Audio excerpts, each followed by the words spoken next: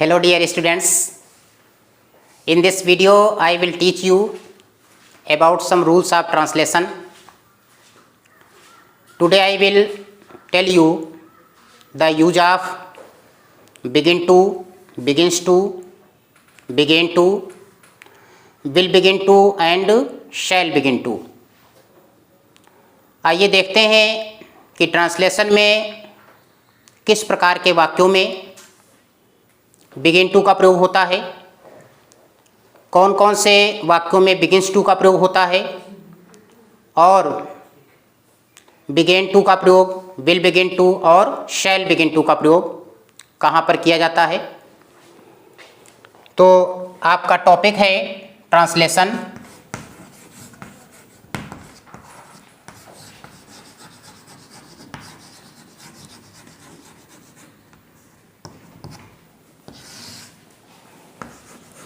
Uses of begin to, begins to, begin to,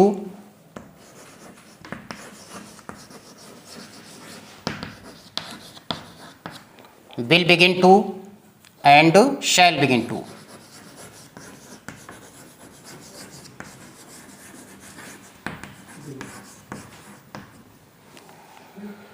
देखिए, begin to and begins to का use जो होता है वह प्रेजेंट इंडेफिनिट टेंस के सेंटेंसेज में होता है और बिगेन टू का यूज पास्ट इंडेफिनिट टेंस के वाक्यों में तथा विल बिगिन टू और शैल बिगिन टू का प्रयोग फ्यूचर इंडेफिनिट टेंस के वाक्यों में किया जाता है।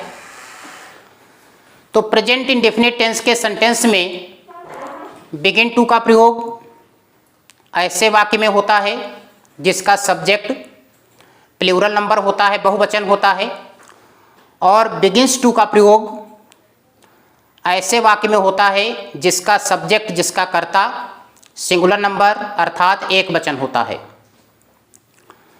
और बिगेन टू का प्रयोग पास्ट इंडेफिनिट टेंस के वाक्यों में चाहे सब्जेक्ट सिंगुलर नंबर हो और चाहे सब्जेक्ट प्लूरल नंबर हो, बहुवचन हो, दोनों प्रकार के सब्जेक्ट्स के साथ बिगिन टू का प्रयोग होता है।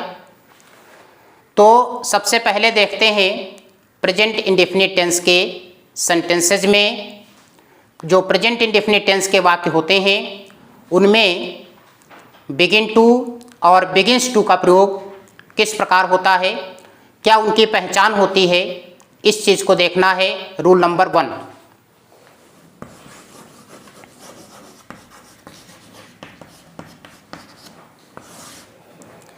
देखिए ऐसे वाक्य जिनकी मुख्य क्रिया में लगता है, लगती है, लगते हैं, इनमें से कोई शब्द जुड़ा होता है, उन वाक्यों में सिंगुलर नंबर सब्जेक्ट होने पर बिगिन्स टू और प्लूरल नंबर सब्जेक्ट होने पर बिगिन टू का प्रयोग किया जाता है। जैसे एग्जाम्पल उदाहरण दिया हुआ है, जुलाई के महीने में पूर्वी हवा चलने लगती है।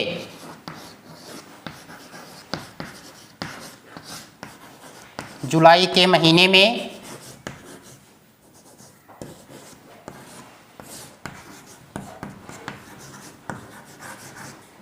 पूर्वी हवा चलने लगती है।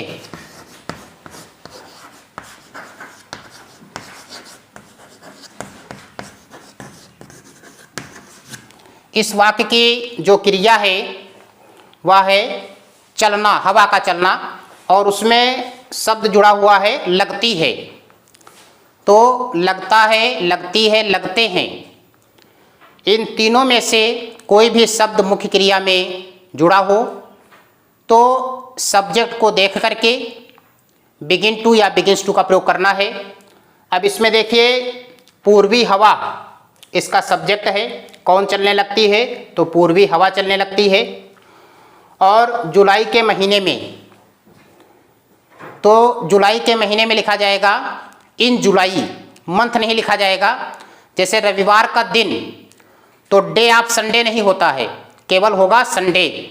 उसी तरह से जुलाई का महीना तो इसमें मंथ वर्ड का यूज नहीं करेंगे, ये लिखा जाएगा इन जुलाई। ये हो गया जुलाई के महीने में।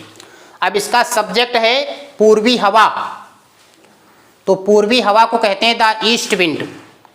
इन जुलाई द ईस्ट विंड। अब ईस्ट विंड जो सब्जेक्ट है वह सिंगुलर नंबर है। तो मैंने पहले बताया कि प्रेजेंट इंडेफिनिट टेंस में सिंगुलर नंबर सब्जेक्ट होने पर बिगिंस टू का यूज करेंगे। तो हो जाएगा बिगिंस टू, बिगिंस टू। और हवा का चलना होता है ब्लो। तो इस प्रकार से जुलाई के महीने में पूर्वी हवा चलने लगती है। तो इसको ट्रांसलेट करेंगे in July the east wind begins to blow हो जाएगा। इसी प्रकार एक और एग्जाम्पल देखना है। जैसे कहा जाए स्कूल से वापस आने के बाद ये विद्यार्थी इस मैदान में खेलने लगते हैं। स्कूल से वापस आने के बाद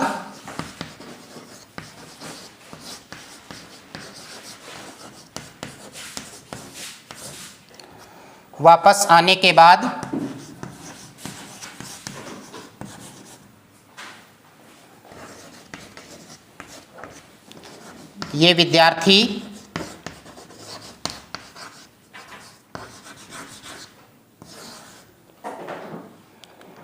इस मैदान में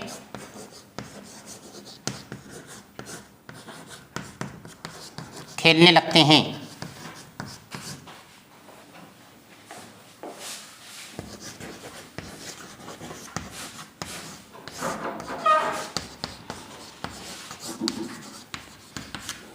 इसमें भी देखिए इस वाक्य में जो लगते हैं शब्द जुड़ा हुआ है, वो शब्द किस में जुड़ा है? मुख्य क्रिया खेलने में।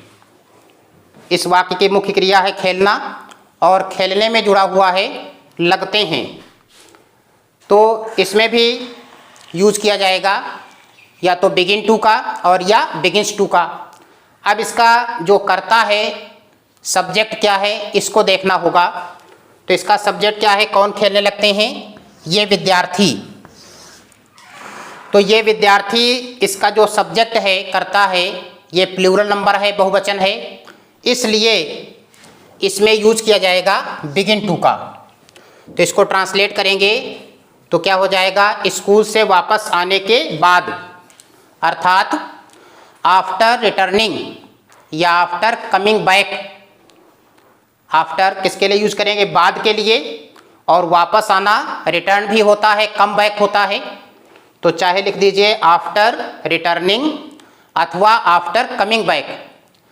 अब विद्यार्थियों का जो अलगाव हुआ है वो कहाँ से हुआ? स्कूल से। तो वहाँ से अलग हो गए विद्यार्थी, इसलिए यहाँ पर से के लिए फ्रॉम का यूज करेंगे। तो क्या हो जाएगा? आफ्टर रिटर्निंग अथवा after coming back from the school. इतना हो गया है, स्कूल से वापस आने के बाद। आफ्टर रिटर्निंग अथवा after coming back from the school. Subject है ये विद्यार्थी, दीज स्टूडेंट्स। अब इसमें लगते हैं के लिए यूज करेंगे बिगिन टू। और खेलना जो मेन वर्ब है उसका फर्स्ट फॉर्म होगा, क्योंकि इन सभी के बाद टू का प्रयोग हुआ है, प्रीपोजिशन टू। और ये चीज़ आपको पहले बताई जा चुकी है कि प्रीपोजिशन टू के बाद में यदि कोई मेन वर्ब यूज की जाती है तो हमेशा उसका फर्स्ट फॉर्म यूज किया जाता है, जिसको इन्फिनिटिव कहते हैं। और टू को छोड़ करके अन्य किसी भी प्रीपोजिशन के बाद में यदि मेन वर्ब का यूज करना हो तो आईएनजी फॉर्म यूज किया जाता है। उस मेन वर्ब का फोर्थ फॉर्म, चौथा रूप यूज किया जाता है, जिसको जीरंट कहते हैं। तो इस मेन वर्ब का यहाँ पर फर्स्ट फॉर्म लिखा जाएगा। तो क्या बनाएंगे? ट्रांसलेट इसका होगा आफ्टर रिटर्निंग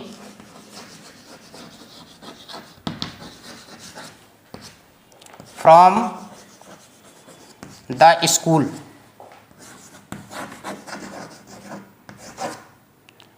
कॉमा का यूज करेंगे। इसके बाद सब्जेक्ट लिखा जाएगा और सब्जेक्ट क्या है, ये विद्यार्थी, तो हो जाएगा दीज स्टूडेंट्स।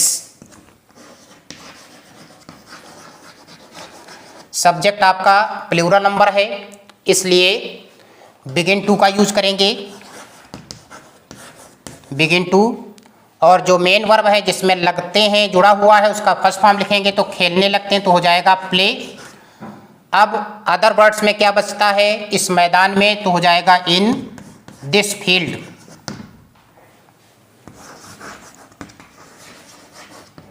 इस तरह से प्रेजेंट इंडेफिनिट टेंस के सेंटेंसेस का ट्रांसलेशन करेंगे जिनकी मुख्य क्रिया में लगता है, लगती है, लगते हैं, इनमें से कोई शब्द जुड़ा होगा।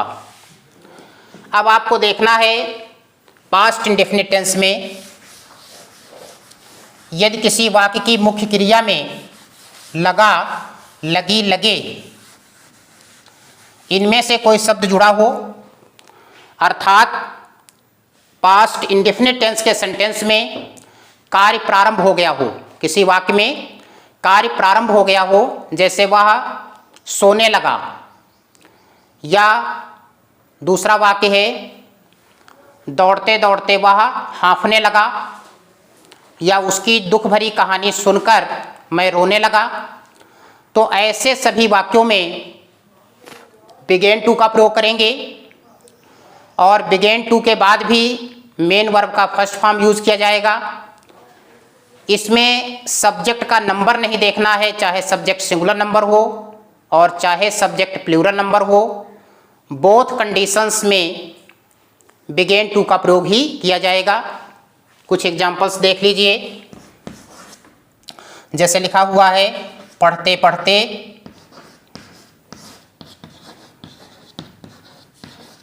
वह सोने लगा।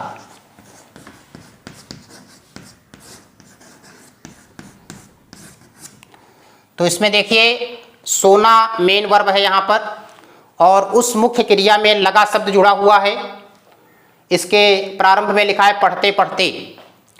एक चीज़ का ध्यान रखिएगा, जब कोई मुख्य क्रिया दो बार पास पास लिखी हो तो हमेशा व्हाइल के बाद उस मेन वर्ब का आईएनजी फॉर्म लिखाता है। जैसे बोलते बोलते तो व्हाइल स्पीकिंग होगा, दौड़ते दौड़ते व्हाइल रनिंग होगा, रोते रोते व्हाइल वीपिंग होगा, उसी प्रकार पढ़ते पढ़ते तो व्हाइल रीडिंग होगा। तो इसका बनाएंगे व्हाइल रीडिंग। ये हो गया पढ़ते पढ़ते। अब सेंटेंस का पार्ट बचा हुआ सोने लगा, इसमें लगा जुड़ा हुआ है तो बिगेन टू का प्रयोग करना है। सब्जेक्ट है ही, बिगेन टू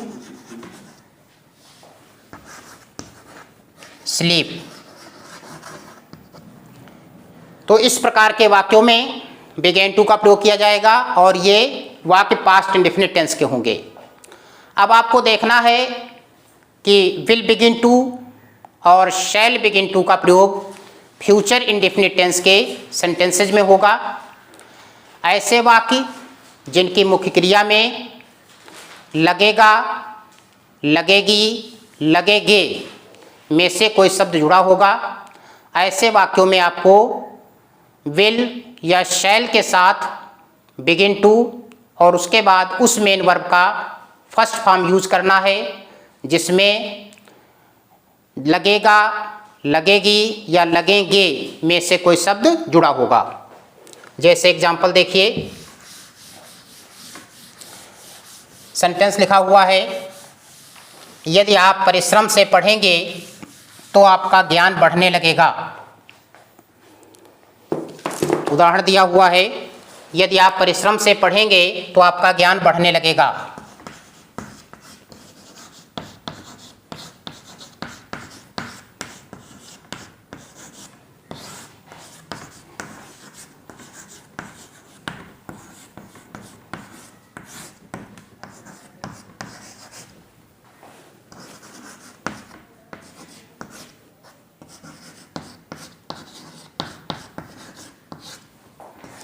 ऐसी कंडीशन में ये देखना है कि सेंटेंस ये फ्यूचर टेंस का है और ये वाक्य जो है ये कंडीशनल सेंटेंस है। कंडीशनल सेंटेंस वह सेंटेंस होता है जिसमें कोई शर्त होती है और ये संरचना के आधार पर on the basis of structure conditional sentences are complex sentences. संरचना के आधार पर जो कंडीशनल सेंटेंसेज होते हैं वे कॉम्प्लेक्स सेंटेंसेज होते हैं। इसमें कंडीशन है, यदि आप परिश्रम से पढ़ेंगे तो आपका ज्ञान बढ़ने लगेगा। तो इसमें एक कंडीशन रखी गई है, एक शर्त है कि अगर आप ऐसा करेंगे तो ऐसा होगा।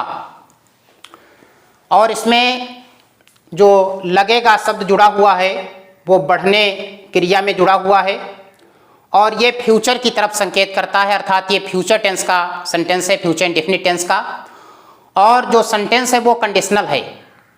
तो जब कंडीशन फ्यूचर टेंस की होती है तो इसको ट्रांसलेट करने के लिए जिस पार्ट में कंडीशन को व्यक्त करने वाला कोई शब्द जुड़ा होता है, कंडीशन को व्यक्त करने वाला शब्द यहाँ पर यदि है, तो ये जो पार्ट है यदि आप परिश्रम से पढ़ेंगे ये इतना पार्ट बनेगा प्रेजेंट इंडेफिनिट टेंस में और तो के बाद वाला जो पार्ट है ये बनेगा फ्यूचर इंडेफिनिट टेंस में। तो पहले इतना बनाएंगे यदि आप परिश्रम से पढ़ेंगे, ये है तो फ्यूचर इंडेफिनिट टेंस में, लेकिन जब इसको ट्रांसलेट किया जाएगा तो इसको प्रेजेंट इंडेफिनिट टेंस में ट्रांसलेट किया जाएगा। तो इस तरह से बनाएंगे, इफ़, यदि की इंग्लिश होगी इफ़ आप परिश्रम से पढ़ेंगे, ये प्रेजेंट इंडेफिनिट टेंस में बनेगा। तो यदि आप परिश्रम से पढ़ते हैं ये ट्रांसलेट करेंगे तो हो जाएगा if you study with labour, if you study with labour और तो के लिए कॉमा लगाते हैं। आपका ज्ञान बढ़ने लगेगा, इसमें आपको यूज करना है बिगिन टू का। इसका सब्जेक्ट है आपका ज्ञान, तो योर नॉलेज,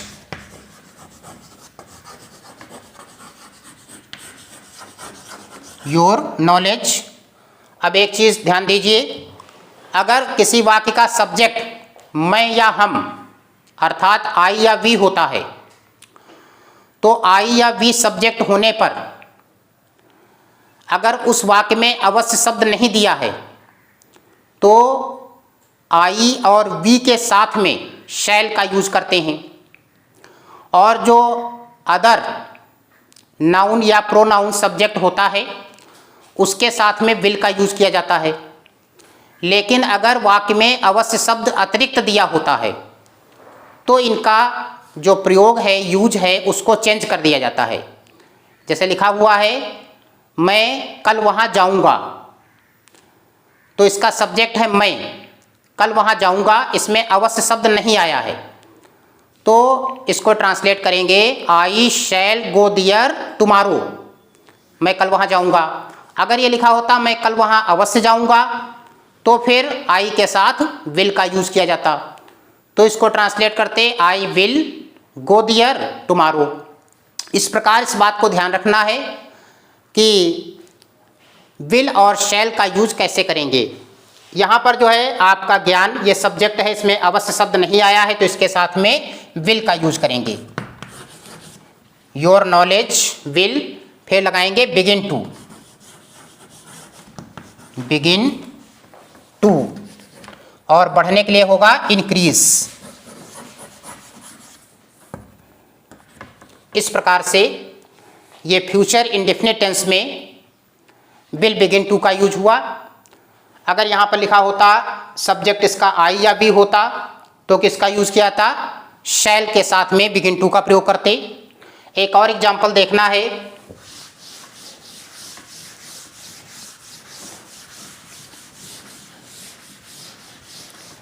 यदि आप बच्चे को डांटेंगे तो वह रोने लगेगा। सेंटेंस दिया हुआ है यदि आप बच्चे को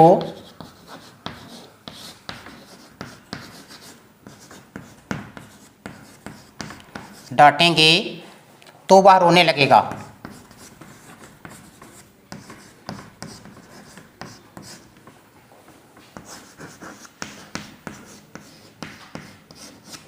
इस वाक्य में भी देखिए, ये भी कंडीशनल सेंटेंस है। यदि ऐसा होगा तो अगला कार्य इस पर निर्भर करता है। यदि आप बच्चे को डांटेंगे तो वह रोने लगेगा। तो इस प्रकार के वाक्य में भी दो वाक्य जुड़े हुए हैं। पहला है यदि आप बच्चे को डांटेंगे, और दूसरा है वह रोने लगेगा। इसमें जो दूसरा पार्ट है उसमें मुख्य क्रिया है रोना, और उसमें जुड़ा हुआ है लगेगा। तो लगेगा जुड़ा हुआ है, इसलिए आपको यूज करना है इसमें विल या शैल के साथ बिगिन टू का। और जो पहला पार्ट है इसका, जिसके साथ यदि शब्द जुड़ा हुआ है, इसको आपको प्रेजेंट इंडेफिनिट टेंस में ट्रांसलेट करना है। तो इसको बनाओगे, यदि आप बच्चे को डांटते हैं, ये प्रेजेंट इंडेफिनिट टेंस में बनेगा। तो डांटने की इंग्लिश होती है रिब्यूक भी होती है, रिब्यूक या स्कोल्ड होती है। कोल्ड वर्ड से पहले एस का यूज कर दें। या एक शब्द होता है चाइल्ड, चाइल्ड का यूज भी कर सकते हैं। तो ये प्रेजेंट में बनेगा, क्या हो जाएगा, इफ यू स्कोल्ड। ये प्लूरल नंबर सब्जेक्ट है, बहुवचन है कर्ता, इसलिए इसमें एस एस का प्रयोग नहीं किया जाएगा। तो if you scold the child, यदि आप बच्चे को डांटेंगे, तो के लिए मैंने बताया कि कॉमा का यूज करते हैं। वह रोने लगेगा, इसमें यूज करना है आपको, सब्जेक्ट इसका है ही, और ही के साथ इसमें अवश्य शब्द नहीं आया है, इसलिए विल का यूज करना है। ही विल, फिर बिगिन टू का प्रयोग करेंगे, बिगिन टू। और जो मुख्य क्रिया है उसका फर्स्ट फॉर्म लिखा जाएगा, तो वीप हो जाएगा। इस तरह से आपको इनके यूजेस को समझना है, देखना है कि बिगिन टू का, बिगिंस टू का प्रयोग कैसे होगा, बिगेन टू का कैसे होगा, और विल और शैल के साथ में बिगिन टू का प्रयोग किस प्रकार से होगा। इन एग्जाम्पल्स के आधार पर आपको देखना है, ध्यान देना है, और साथ ही साथ नोट्स को भी प्रिपेयर करना है, तैयार करना है। थैंक्स।